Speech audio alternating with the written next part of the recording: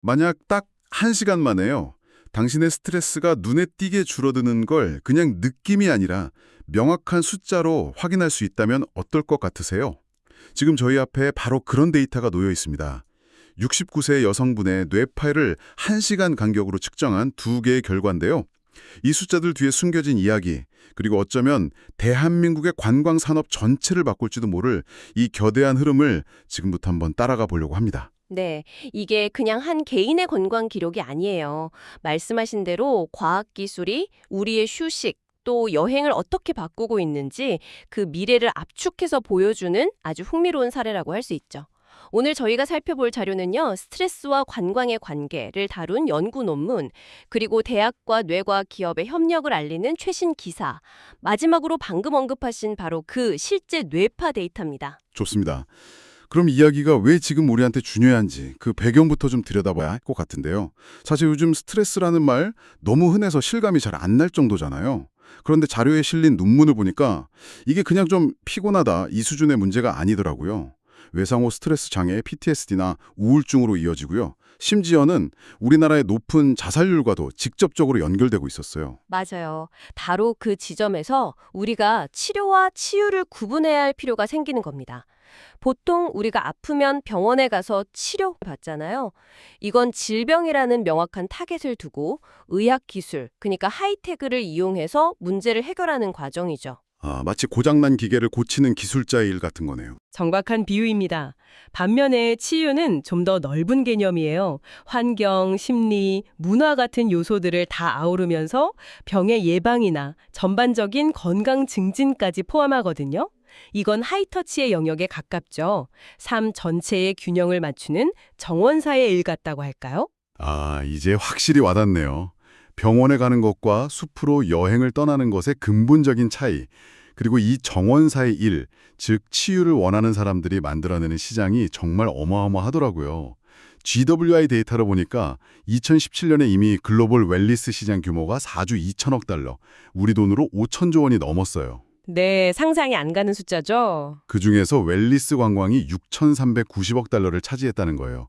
치유가 이제는 그냥 유행이 아니라 거대한 산업이 된 거군요. 네, 특히 국민 소득 3만 달러를 넘어서는 시점부터 이런 웰니스 산업이 본격적으로 성장하는 경향이 있거든요. 한국도 2017년에 3만 달러를 돌파하면서 이 흐름에 딱 올라탄 거죠. 바로 이런 거대한 흐름 속에서 기존의 치유 관광을 완전히 다른 차원으로 끌어올리려는 움직임이 나타나고 있는 겁니다. 바로 그 지점이 오늘 이야기의 핵심인 것 같습니다. 국립공주대학교에 스마트 의료 웰니스 관광 대학원이라는 곳이 있더라고요. 이용근 교수님이 이끄는 곳인데 이름부터 스마트가 붙어 있어요. 그냥 좋은 풍경 보고 맛있는 거 먹는 수준의 힐링을 넘어서겠다. 이런 의지가 느껴지는데요. 핵심은 과학화입니다. 지금까지의 치유 여행은 사실 굉장히 주관적이었잖아요. 왠지 기분이 좋아졌어, 머리가 맑아진 것 같아, 이런 느낌에 의존했죠. 그런데 이 팀은 그 느낌을 객관적인 데이터로 증명하고 나아가서 개인에게 최적화된 프로그램을 설계하겠다, 이런 목표를 세운 거예요. 잠깐만요. 치유라는 게 본질적으로 좀 감성적이고 주관적인 영역인데 이걸 과학으로 증명하겠다는 발상 자체가 좀 역설적으로 들리기도 하는데요. 오히려 그런 감성이 사라지는 건 아닐까요? 아주 좋은 지적이십니다. 실제로 그런 우려도 있죠. 하지만 이분들의 접근 방식은 감성을 배제하는 게 아니에요. 오히려 어떤 활동이 개인의 감성과 신체에 가장 긍정적인 영향을 미치는지 과학적으로 찾아내서 더 효과적인 경험을 제공하자는 거죠. 그리고 그 도구로 선택한 것이 바로 뇌과학 전문기업 파낙토스의 기술입니다. 파낙토스. 이름이 조금 낯선데 어떤 회사인가요? 병을 고쳐 건강하게 한다는 고대 그리스어에서 따온 이름인데요.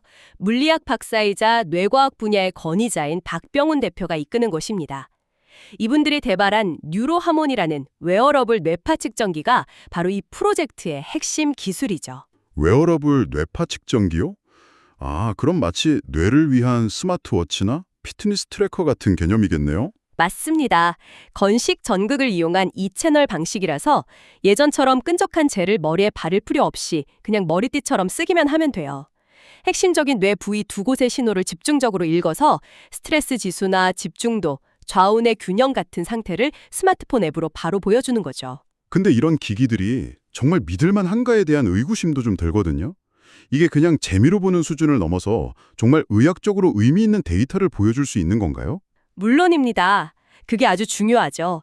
이 기술은 단순한 아이디어나 기획 상품이 아니에요. 과학적 검증을 다 거쳤습니다. 대표적인 예로 가톨릭 관동대학교 국제성모병원 연구팀과 함께 진행한 연구가 세계적인 학술지 사이언티픽 리포트에 실렸어요. 사이언티픽 리포트라면 정말 권위 있는 학술지잖아요. 네. 그 연구에서 뉴로하모니와 인공지능 모델을 활용해서 알츠하이머 치매 환자와 정상인을 구분했는데요. 정확도가 무려 97.05%에 달았습니다. 잠깐만요. 97%요? 병원에서 하는 그 복잡한 MRI나 인지기능 검사 없이 뇌파 측정기 하나로 그 정도 정확도가 나온다는 건가요? 솔직히 좀 과장된 건 아닌가 하는 생각도 드는데요. 충분히 그렇게 생각하실 수 있어요. 물론 이 기기 하나만으로 최종 진단을 내리는 건 아닙니다. 하지만 뇌파 패턴을 분석해서 알츠하이머로 인한 뇌기능 저하의 특징적인 신호를 매우 높은 확률로 포착해낼 수 있다는 거죠. 이건 이 기술이 임상적으로도 충분히 유의미한 데이터를 제공할 수 있다는 아주 강력한 증거가 됩니다. 치유 관광에 적용하기에는 차고 넘치는 신뢰도라고 볼 수 있죠. 알겠습니다. 이론은 충분히 들었으니 이제 가장 흥미로운 부분이죠. 이 기술이 실제 현장에서 어떻게 쓰이는지 오늘 저희가 받은 바로 그 데이터는 어떤 이야기를 들려주고 있나요? 네, 불면증과 우울감을 겪고 계신 69세 요양병원 이사장님의 사례입니다. 이분은 간호사 출신이시기도 한데요. 공주대 대학원 팀이 향후 요양병원에 적용할 스마트 치유 프로그램을 개발하기 위해서 이분을 대상으로 사전 테스트를 진행한 거죠. 어떤 프로그램을 진행했나요?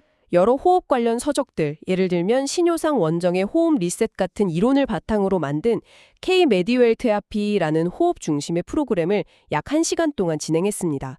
그리고 그 전과 후의 뇌파를 뉴로하모니로 측정한 겁니다. 자, 드디어 데이터 분석이네요.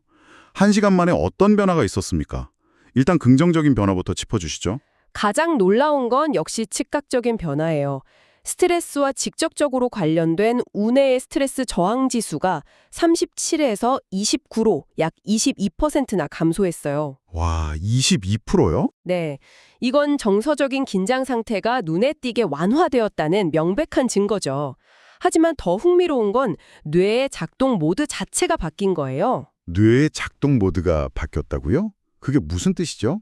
네, 우리 뇌는 상황에 따라서 여러 종류의 뇌파를 사용하는데요. 첫 번째 측정에서는 뇌가 각성하고 긴장할 때, 무언가에 집중할 때 주로 나타나는 베타파가 우세한 상태, 즉 베타-로 모드였어요. 말하자면 업무 모드, 긴장 모드였던 거죠. 아, 마치 컴퓨터가 고성능 작업을 하고 있는 상태 같네요. 그렇죠. 그런데 호흡 테라피를 하고 1시간 뒤에는 안정과 이완, 명상 상태를 의미하는 알파파가 우세한 알파 모드로 완전히 전환됐어요. 말 그대로 뇌가 긴장 모드에서 휴식 모드로 스위치를 탁 내린 겁니다. 1시간 만에 뇌의 기혈을 바꾼 셈이죠. 와, 정말 드라마틱한데요? 그저 기분이 좀 나아졌어요가 아니라 뇌의 작동 방식 자체가 바뀌었다는 걸 데이터로 확인한 거니까요. 그런데 이게 이야기의 전부는 아니겠죠. 분명히 더 깊이 들여다봐야 할 부분이 있을 것 같아요. 맞습니다. 여기서부터가 진짜 딥다이브죠. 데이터를 자세히 뜯어보면 의외의 사실이 보여요. 뇌의 전반적인 활성도가 크게 떨어졌다는 점이에요. 좌뇌 활성도는 72.5에서 29.2로, 우뇌는 73.1에서 33.9로 줄었어요. 그건 좀 이상한데요? 저는 스트레스가 풀리면 뇌가 더 맑아지고 활발해질 거라고 생각했거든요. 근데 오히려 거의 잠든 것처럼 차분해진다는 건 우리가 휴식이라고 부르는 상태에 대해 다시 생각해보게 만드네요. 정확합니다. 이건 이완을 넘어서 거의 졸음 상태에 가까워졌다고 볼 수 있어요. 물론 점심 식사 후에 식곤증 효과도 일부 있었을 거고요. 중요한 건 긴장 완화가 반드시 최상의 컨디션을 의미하는 건 아니라는 거죠. 그리고 더 중요한 점이 있을 것 같은데요. 네, 가장 결정적인 부분입니다. 이분이 원래 호소했던 근본적인 문제, 즉 우울 및 불안과 관련된 지수에는 거의 아무런 변화가 없었다는 거예요. 검사 결과 보고서를 보면 이 지수는 75에서 76 수준을 계속 유지하고 있습니다. 아, 그건 정말 중요한 지점이네요. 그러니까 1시간 호흡 테라피로 순간적인 스트레스는 확 낮출 수 있었지만 오랫동안 자리 잡아온 만성적인 우울감이나 불안감의 뿌리까지 건드리지는 못했다는 거군요. 바로 그겁니다. 이게 바로 이 데이터가 우리에게 주는 가장 중요한 교훈이에요. 첫째, 치유 프로그램의 효과를 기분 탓이 아니라 과학적 데이터로 측정하고 정량화할 수 있다는 가능성을 명확히 증명했죠. 둘째, 동시에 단 한 번의 프로그램이 만병통치약은 아니라는 냉정한 현실도 보여줍니다. 단기적인 이완과 근본적인 치유는 다르다는 거죠. 그렇다면 이 데이터는 실패한 건가요? 아니면 성공한 건가요? 실패도 성공도 아니에요. 이건 가능성의 발견이죠. 이 데이터를 통해 우리는 이제 이런 계획을 세울 수 있게 돼요. 이분에게는 호흡 테라피가 즉각적인 스트레스 감소에 아주 효과적이구나. 하지만 깊은 우울감 개선을 위해서는 인지행동 치료나 다른 장기적인 접근이 추가로 필요하겠다와 같이요. 즉, 개인에게 가장 효과적인 맞춤형 치유 로드맵을 그릴 수 있는 첫걸음을 뗀 겁니다. 알겠습니다. 한 사람의 뇌파 데이터가 이렇게 많은 이야기를 담고 있다니 정말 놀랍네요. 그런데 이런 움직임이 단순히 한 대학의 연구 프로젝트 수준을 넘어서고 있다고요? 네, 이제 이야기는 국가적인 차원으로 확대됩니다. 바로 2026년 4월 9일부터 치유관광 산업 육성에 관한 법률이라는 게 새로 시행돼요. 치유관광만을 위한 별도의 법률이 생긴다는 건가요? 보통은 관광진흥법 같은 기존 법에 몇 조항 추가하는 식으로 끝나지 않나요? 맞습니다. 그래서 이게 굉장히 중요한 신호인 거예요. 치유관광을 기존 관광의 하위 분야가 아니라 국가의 미래를 책임질 독립적인 고부가가치 전략산업으로 보겠다. 이런 정부의 강력한 의지를 보여주는 거죠. 법이 생기면 구체적으로 뭐가 달라지는 건가요? 지금까지는 소위 칸막이 행정이 좀 심했어요. 산림치유는 산림청, 해양치유는 해양수산부, 농업치유는 농림축산식품부 이렇게 각자 흩어져서 사업을 해왔죠. 그런데 이 법을 통해서 이런 다양한 치유 자원들을 통합적으로 관리하고 융합할 수 있는 법적 토대가 마련되는 겁니다. 아하, 그럼 전국의 숲, 바다, 농촌, 사찰 같은 다양한 치유 자원들을 하나로 묶어서 시너지를 낼 수 있는 길이 열리는 거군요. 그리고 그 융합의 중심에 바로 우리가 지금까지 이야기한 뇌과학 기반의 데이터가 자리 잡게 될 가능성이 매우 높습니다. 뇌파 데이터라는 공통의 언어로 어떤 숲길을 걸을 때 스트레스가 가장 많이 감소하는지, 어떤 해변의 파도 소리가 안정감을 주는지 과학적으로 검증하고 프로그램을 개발하는 거죠. 와, 상상만 해도 근사한데요? 미래에는 의사에게 약 처방 대신 강원도 자작나무 숲에서 이틀간 알파파를 15% 올리시고 완도 해변에서 스트레스 지수를 10포인트 낮추러 오세요. 같은 여행 처방을 받을 수도 있겠어요. 충분히 가능한 미래입니다.